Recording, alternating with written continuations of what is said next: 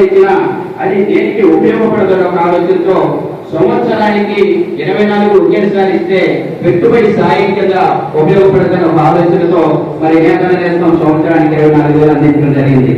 మరి నేతల మీద జగన్మోహన్ రెడ్డి గారికి ఎంత ప్రేమ అనేది ఒకసారి నేతల నేస్తం పథకం అమలు చేయడంతో పాటు అది ప్రారంభం చేసింది కూడా 21 డిసెంబర్ 2019 ధర్మవరంలో. అంటే జగన్మోహన్ రెడ్డి గారి పుట్టినరోజున నేతల నేతం పథకం అమలు చేయడం జరిగింది.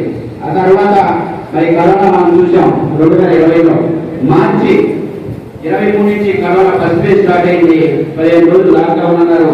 తర్వాత 2 వారాల తర్వాత మళ్ళీ second phase lockdown, second lockdown అన్నారు, థర్డ్ లాక్డౌన్ అన్నారు.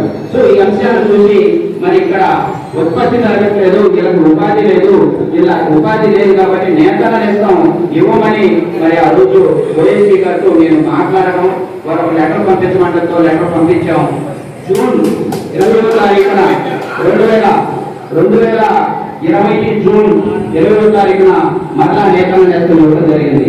అంటే రాష్ట్రంలో సంవత్సరానికి ఒక పథకం ఇచ్చేది 6 నెలల్లోనే ఆ రోజు కరోనా కష్టకాలంలో చేనేతలు ఉన్నారని జగన్మోహన్ రెడ్డి గారి దృష్టికి తీసుకెళ్లిన వెంటనే 20వ తారీఖు జూన్ 2020 రెండో విడత నేతల నేస్తం అందించారు.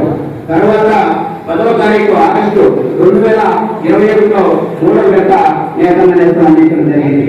పూర్తి 4వ విడత 24 ఆగస్టు 2022లో అందించడం జరిగింది.